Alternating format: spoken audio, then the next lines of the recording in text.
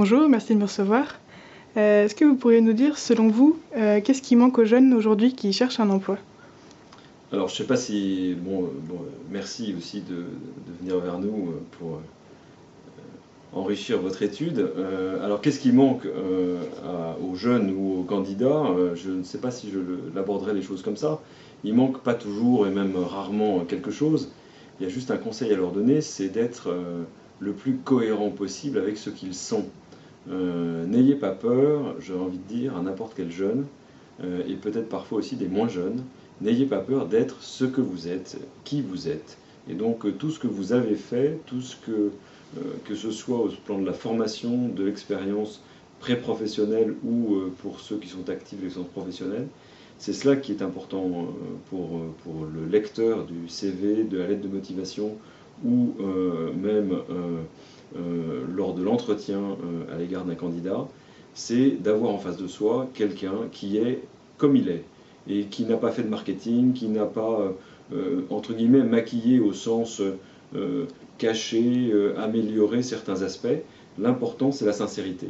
Et en tout état de cause, moi et nous dans le groupe, on est très attachés à choisir des candidats qui sont totalement homogènes avec ce qu'ils sont, la façon dont ils se présentent et donc la façon dont nous allons vivre avec eux. Parce que la vie professionnelle, je vous le rappelle, c'est beaucoup de temps consacré ensemble. Et il est très important de choisir ses collaborateurs sur cette réalité de leur personnalité. D'accord. Et de plus, j'ai cru comprendre que M6 c'était un groupe qui recrutait aussi beaucoup de jeunes. Alors absolument. D'abord sur la phase des stages, on accueille dans le groupe chaque année à peu près 300 stagiaires, auxquels s'ajoutent environ 35 alternants, ce qui à mon avis intéresse pas mal votre cible. Je ne vous me compte pas 150 jeunes scolaires qui viennent faire un stage découverte de quelques jours à une semaine ou 2 semaines. Et puis chaque année, on recrute aussi une cinquantaine de CDI et une cinquantaine de CDD. Et que ce soit moi-même, Nicolas de Taverneau ou les autres membres du directoire, nous recevons les 50 candidats CDI parce qu'il est important pour nous justement de tester la personnalité des candidats au-delà de leur simple formation scolaire ou après-scolaire. D'accord. Et si vous aviez des petits conseils pour aider ces personnes justement qui cherchent à convaincre, lesquels seraient-ils? Alors, le premier conseil pour moi, c'est une grande sincérité.